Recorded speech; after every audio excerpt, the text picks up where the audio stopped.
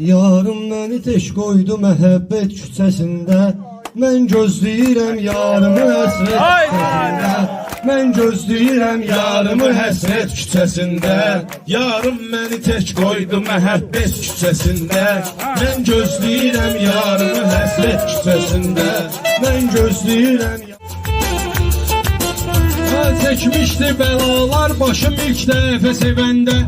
Axmışdı gözümdən yaşım ilk dəfə sevəndə. Vardı mənim 15 yaşım ilk dəfə sevəndə. Xoşbəxtliyim itmişdi səadət küçəsində.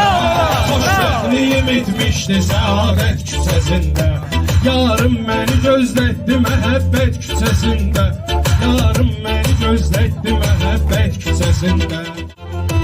Bir qəm bürüdü canı, kədər keçdi canından. Allaha yaxınlaşdı, bəşər keçdi canından. Kimlər vətən uğrunda əgər keçdi canından.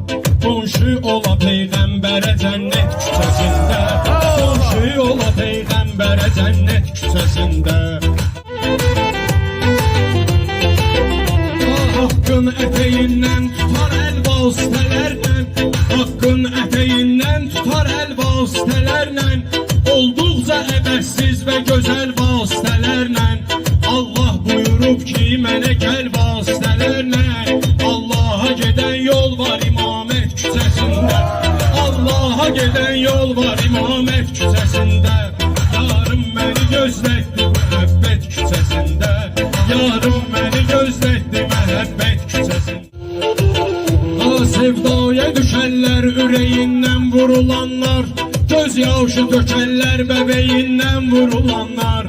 Bir gör nə qədərdir küreyindən vurulanlar. Xainlər olan yerdə xəyanət küçəsində. Xainlər olan yerdə xəyanət küçəsində. Yarım məni gözlətdi məhəbbət küçəsində. Yerdən elə bir kəlmə dedin, göylər eşitdi. Dünya elə zənnət ki, quduz yırtıcı itdi. Dünya elə zənnət ki, quduz yırtıcı itdi. Getdikcə vəfa çıxdı, yoxa etibar etdi. Qapılar niyə bağlandı sədaqət küçəsində? Qapılar niyə bağlandı sədaqət küçəsində? Yarım məni gözlətdi məhəbbət küçəsində.